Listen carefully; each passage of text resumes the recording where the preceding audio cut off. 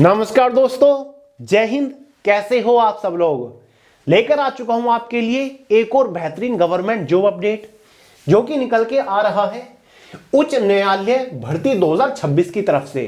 जी हां दोस्तों, फाइनली उच्च न्यायालय के अंदर ग्रुप बी की पोस्ट के ऊपर वैकेंसीज निकल के आ चुकी है। पोस्ट कौन सी है? हमारी कनिष्ठ न्यायिक सहायक, जिसको इंग्लिश में बोलते हैं जूनियर जुडिशियल असिस्टेंट। दोस्तों, यह भारत की सबसे पसंद किए जाने वाली सरकारी नौकरी में से एक है। तो भाई चाहे कुछ भी हो जाए, इस बार यह मौका हाथ से नहीं जाने देना है। दोस्तों, आयु सीमा ठीक ठाक रखी गई है। मिनिमम 18 साल है, मैक्सिमम 37 साल तक के कैंडिडेट इस भर्ती के लिए आवेदन कर सकते हैं।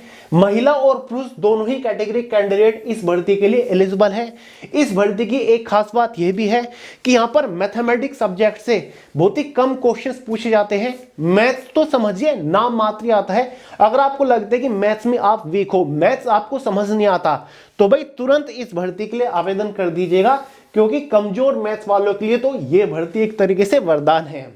गाइस, एक और खास बात है, कंपटीशन यहां पर बहुत ज्यादा नहीं रहता। कारण क्योंकि अभी तक बहुत सारे लोगों को इस सरकारी नौकरी के बारे में पता ही नहीं है। और गाइस, अगर आप इसके एग्जाम में 100 में से 45 नंबर ले आते हो तो भाई आप इसके एग्जाम को इजीली क्वालिफाई भी कर जाओगे। सिलेक्शन होने के बाद इस पद के ऊपर आपको तनख्वाह बहुत ही बेहतरीन मिलेगी।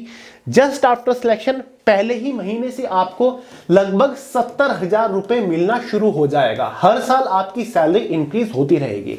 ऑल इंडिया की वैकेंसी है, पूरे भारत से आप कहीं से भी बिलोंग करते हो तो भाई आप इस भर्ती के लिए आवेदन कर सकते हो। आफ्टर 7th पे कमीशन आपको ये सैलरी मिलेगी। सारे के सारे बेनिफिट्स आपको सेंट्रल गवर्नमेंट लेवल के मिलने वाले हैं। तो चलिए भाई, अब ज्यादा टाइम वेस्ट नहीं करते, इस भर्ती के बारे में आपको A to Z संपूर्ण जानकारी दूंगा। इसका detail selection procedure step by step समझा के जाऊंगा। एज मिट क्वालिफिकेशन के बारे में बात करेंगे, एग्जाम पैटर्न को डिस्कस करेंगे, syllabus subject wise topic wise PDF form में प्रोवाइड करा के जाऊंगा। सैलरी एग्जैक्ट कितनी मिलेगी, अलाउंसेस वगैरह कितने होते हैं, job location, job profile, exam centres के बारे में बात करेंगे। तो भर्ती को लेकर अगर आप थोड़े से भी इंटरेस्टेड है, वीडियो को पूरे ध्यान से आखिर तक जरूर देखिएगा। तो चलिए दोस्तों, शुरू करते हैं। बट उससे पहले आपको एक छोटी सी जानकारी यहां पर देना चाहूंगा। गाइस, अगर आप इस एग्जाम को टारगेट करने की सोच रहे हो या फिर आप किसी भी अदर कॉम्पिटिटिव एग्जाम की तैयारी कर रहे हो, तो बहुत ज्यादा जरूरी है GS बॉम आपके पास होना चाहिए। गाइस, ये जनरल अवेयरनेस की अब तक की सबसे सर्वश्रेष्ठ ई बुक है, जिसे आप फोन के अंदर डाउनलोड करके भी पढ़ सकते हो। इस GS बॉम को एक बार पढ़ लीजिएगा। किसी भी कॉम्पिटिटिव एग्जाम में इससे बार GS का क्वेश्चन नहीं बनेगा। GS के चिथड़े उड़ा के आओगे। लिंक डिस्क्रिप्शन बॉक्स में डाउनलोड करो और पढ़ना शुरू कर दो। चलिए गाइस, बात करते हैं अपनी भर्ती के बारे में। इसका पूरा नोटिफिकेशन आपके सामने स्क्रीन के ऊपर लगा हुआ है। पोस्ट कौन सी है? हमारी उच्च न्यायालय के अंदर जूनियर जुडिशियल असिस्टेंट की है, जिसको हिंदी में कनिष्ठ न्यायिक सहायक बोलते हैं। समझ गए? ग्रुप बी की पोस्ट है। सबसे पहले डेट्स के बारे में बात करेंगे, ठीक है। देखिएगा, इस भर्ती के लिए जो ऑनलाइन फॉर्म शुरू होने जा रहे हैं वो 4 फरवरी 2026 से हो रहे हैं। कब से? 4 फरवरी से आवेदन शुरू हो रहे हैं। आवेदन करने की जो अंतिम तिथि रखी गई है, लास्ट डेट, वो 23 फरवरी 2026 है। कितनी? 23 फरवरी। अभी तक एग्जाम डेट के बारे में कोई जानकारी नहीं दे रखी है, लेकिन इसका एग्जाम काफी जल्दी कंडक्ट कराया जाएगा, क्योंकि सिलेक्शन इसका काफी फास्ट चलता है। साल का खत्म होने से पहले आपके हाथ में ज्वाइनिंग लेटर होने वाला है। समझ गए गाइस? यहां पर एक बार हम कैटेगरी वाइज वैकेंसीज देख लेते हैं। जूनियर जुडिशियल असिस्टेंट की पोस्ट के ऊपर टोटल वैकेंसीज यहां पर 152 निकल के आई है। जनरल वालों के लिए देख लो 62 वैकेंसीज है, यानी कि ठीक ठाक वैकेंसी है। बाकी अदर कैटेगरी की वैकेंसीज के बारे में भी आपको जानकारी देखने को मिल जाएगी, ठीक है।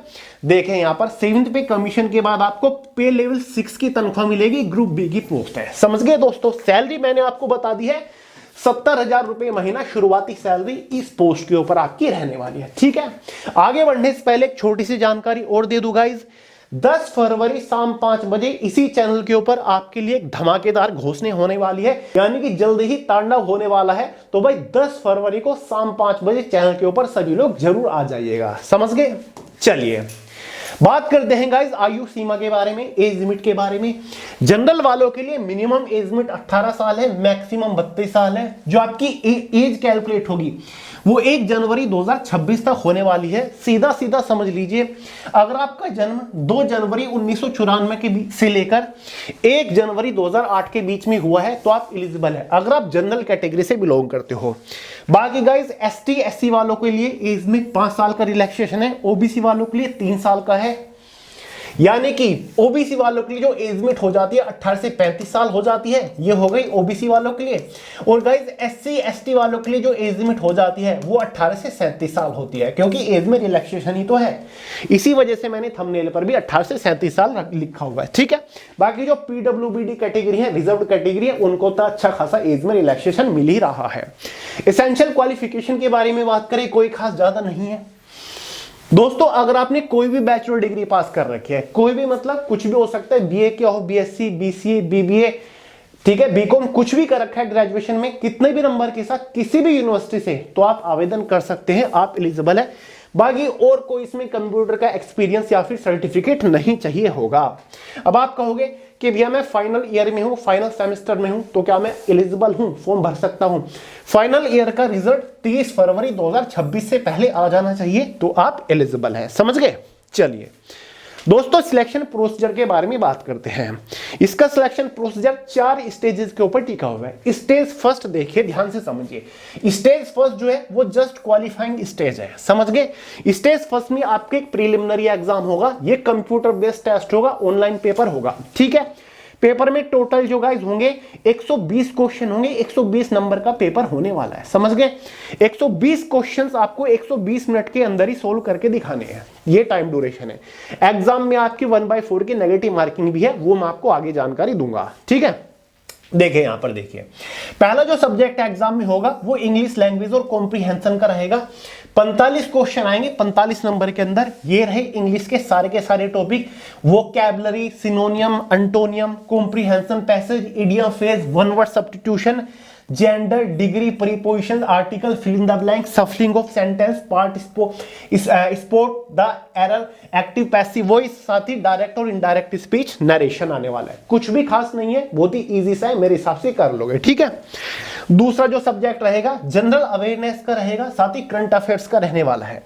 45 क्वेश्चन आएंगे जनरल अवेयरनेस से, टोटल कितने? 45 क्वेश्चन। ध्यान से देखिए आप, ये रहा यहां पर 45 में से 30 क्वेश्चंस जो आने वाले हैं वो तो भाई इन टॉपिक से आएंगे, जैसे कि आपका इंडियन जुडिशरी से रहेगा, कॉन्स्टिट्यूशन से रहेगा, स्पोर्ट और game, culture, history, polity, geography, everyday science, national और इंटरनेशनल ऑर्गेनाइजेशंस, ये सारे टॉपिक है। बाकी जो क्वेश्चंस आने वाले हैं आपके 15, टोटल 45 है ना, 30 क्वेश्चन तो जीके के आ गए, बाकी 15 फ्लैट क्वेश्चन आपके करंट अफेयर और करंट इवेंट से आने वाले हैं। यानी कि लास्ट 1 ईयर के करंट अफेयर पढ़ लीजिएगा, और करंट अफेयर की टेंशन आपकी यहीं पर खत्म कर देता हूं गाइस। 15 फरवरी 2026 को शाम 5 बजे इसी चैनल के ऊपर पूरे साल के करंट अफेयर की महा मैराथन आ रही है, उसको मिस मत करिएगा। 500 से ज्यादा इंपॉर्टेंट क्वेश्चंस कवर करा रहा हूं 2025-26 के, समझ गए? चलिए तीसरा जो सब्जेक्ट है वो जनरल इंटेलिजेंस, रीजनिंग एबिलिटी और न्यूमेरिकल एबिलिटी यानी कि अर्थमेटिक का है, समझ गए? 30 क्वेश्चंस आने वाले हैं रीजनिंग और मैथ्स को मिलाकर। मैंने कहा था ना कि मैथ्स नाम मात्र है, यहां पर मैथ्स और रीजनिंग दोनों ही आपके 30 नंबर के रहने वाले हैं। दोनों ही सब्जेक्ट से टोटल 30 ही क्वेश्चंस आएंगे। ये आपके टॉपिक रहेंगे नॉन वर्बल, वर्बल रीजनिंग के, ये आपके सभी टॉपिक्स हैं। बाकी बेसिक मैथ्स आने वाला है, बेसिक मैथ्स के ये रहे आपके टॉपिक, यहां से शुरू होती हैं बोर्ड मार्क्स से। Percentage, profit and loss, discount, simple compound interest, speed, distance, time and work, ratio, proportion, इससे बाहर कुछ नहीं आएगा, बस ये टॉपिक पढ़ लीजिएगा। 4-5 टॉपिक है, बेसिक पढ़ लीजिएगा, एडवांस मैथ तो है ही नहीं, समझ गए? तो भाई ये हो गया आपका पूरा का पूरा एग्जाम। 120 क्वेश्चन, 120 नंबर का पेपर रहेगा। एग्जाम में 0.25 मार्क्स की नेगेटिव मार्किंग है, एक गलत क्वेश्चन पर इतने नंबर काट लिए जाएंगे। यहां पर देख लो, जनरल वालों को पेपर क्वालिफाई करने के लिए 120 में से 50% अंक लाने होंगे, यानी कि 60 अंक लाने होंगे, ठीक है। साथ ही गाइस बाकी जितनी भी रिजर्व्ड कैटेगरी हैं, ओबीसी लगा लो, एससी एसटी कैटेगरी लगा लो, पीएच कैटेगरी लगा लो, उनको 45% अंक लाने हैं, 45%, ठीक है। यानी कि 54 नंबर लाने, 120 नंबर का पेपर है। और थंबनेल पर मैंने क्या लिखा हुआ है कि 100 में से 45 नंबर अगर आप ले आते हो तो भी आपका सिलेक्शन हो जाएगा। तो यहां पर अगर परसेंटेज में निकालोगे तो 45 ही बैठते हैं, ठीक है। तो अगर इतने नंबर आप ले आते हो, पेपर को क्वालिफाई कर जाओगे। और वैसे भी स्टेज फर्स्ट जो है ना, वो जस्ट क्वालिफाइंग नेचर है। चलिए दोस्तों, स्टेज फर्स्ट क्वालिफाई करने के बाद आपको बुलाया जाएगा मेंस एग्जाम के लिए। किसके लिए? मेंस एग्जाम के लिए, ठीक है। मेंस एग्जाम जो है ये आपका सबसे महत्वपूर्ण पेपर है। ये आपका डिस्क्रिप्टिव पेपर रहेगा और स्पेशली आपका इंग्लिश लैंग्वेज का रहने वाला है, ठीक है। ये आपकी स्टेज सेकंड है। पेपर और पेन मोड है, ठीक है। यहां पर आपको लिखना है। इसको दो पार्ट में डिवाइड करा गया है, पार्ट ए पार्ट बी। दोनों पार्ट को मिलाकर 100 नंबर आपका हो जाता है। 120 मिनट का ये आपका पेपर रहेगा। पार्ट ए में ऐसे यानी कि निबंध है, 250 वर्ड का एक निबंध लिखना है, 40 नंबर आपको दिए जाएंगे। साथ ही एक लेटर लिखना है, पत्र लिखना है, 100 नंबर 10 नंबर का, सॉरी। पार्ट बी में ग्रामर का रहेगा, 30 नंबर का होगा। साथ ही ट्रांसलेशंस का रहेगा, 25 वर्ड्स होंगे, 20 मिनट के अंदर आपको ट्रांसलेट करके दिखाने हैं, ठीक है। यानी कि एक 25 वर्ड होंगे इंग्लिश के, लाइन होगी, कोई भी सेंटेंस होगा, उसको आपको हिंदी में ट्रांसलेट करके दिखाना है। इतना काम कर दोगे, 20 नंबर आपको दिया जाएगा, समझ गए। बाकी ग्रामर वगैरह आपने 10वीं तक पढ़ी होगी, 30 नंबर का है। तो टोटल कितना हो गया आपका पेपर? 100 नंबर का आपका हो गया, ठीक है। यहां पर भी आपकी क्वालिफाइंग मार्किंग रखी गई है। जनरल कैटेगरी वालों को 100 में से 50 नंबर लाने हैं क्वालिफाई करने के लिए। अदर रिजर्व्ड कैटेगरी को 100 में से 45 नंबर लाने हैं क्वालिफाई करने के लिए। कितने? 45 नंबर। इसी वजह से मैंने लिखा था थंबनेल पर कि 100 में से 45 नंबर लाने हैं, ठीक है। तो भाई अगर आप इतने नंबर ले आते हो शुरुआत में, आप इसको भी क्वालिफाई कर जाओगे। मेंस एग्जाम क्वालिफाई करने के बाद आपको थर्ड स्टेज के लिए बुलाया जाएगा, जो कि आपकी क्वालिफाइंग स्टेज है। और इसमें आपकी केवल एक टाइपिंग टेस्ट होने वाली है और केवल इंग्लिश की टाइपिंग होगी, ठीक है। 35 वर्ड पर मिनट की स्पीड आपको इंग्लिश की टाइपिंग में निकालनी होती है, ठीक है। इंग्लिश में कोई फॉन्ट वगैरह नहीं होता, सिंपल से एक ही फॉन्ट होता है।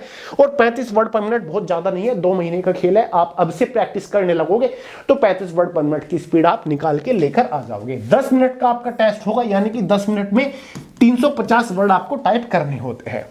टाइपिंग टेस्ट के लिए कोई नंबर नहीं दिया जाएगा, ये जस्ट क्वालिफाइंग नेचर है। चौथी स्टेज के बारे में बात करें, स्टेज 4 के बारे में, जिसमें आपको एक पर्सनल इंटरव्यू होने वाला है। पर्सनल इंटरव्यू आपका टोटल 15 नंबरों का रहेगा, ठीक है। ये देख लीजिए, maximum mark for interview would be 15 marks, ठीक है। नो मिनिमम क्वालिफाइंग मार्क्स, यानी कि कोई मिनिमम क्वालिफाइंग मार्क्स यहां पर नहीं है। 15 नंबर का इंटरव्यू, बस यहां पर आपकी सारी स्टेजेस खत्म हो जाती है। सिलेबस मैंने आपको दिखा दिया, उसका स्क्रीनशॉट ले लीजिएगा। बाकी टेलीग्राम चैनल में भी आपको इसका सिलेबस प्रोवाइड करा दूंगा, टेलीग्राम चैनल का लिंक डिस्क्रिप्शन बॉक्स में है, ठीक है। अब सवाल उठता है कि भैया फाइनल सिलेक्शन किस बेसिस पर होगा। अगर आपने ध्यान दिया हो, यहां पर 2 स्टेज मेन है। एक तो आपका मेंस एग्जाम डिस्क्रिप्टिव पेपर जो कि 100 नंबर का है, ठीक है।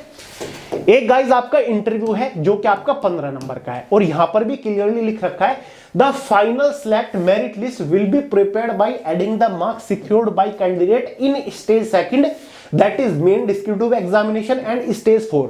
यानी कि स्टेज सेकंड प्लस स्टेज 4 के मार्क्स के बेसिस पर फाइनल मेरिट बनेगी। Stage second descriptive paper 100 number का था, इंटरव्यू 15 नंबर का था, होते हैं 115। तो भाई दोनों को कंबाइन करके 115 नंबर में से एक फाइनल मेरिट लिस्ट बनाई जाएगी, जिसके बेसिस पर आपको नौकरी मिलेगी, जिसके बेसिस पर फाइनली आपको सिलेक्शन मिलेगा, ठीक है।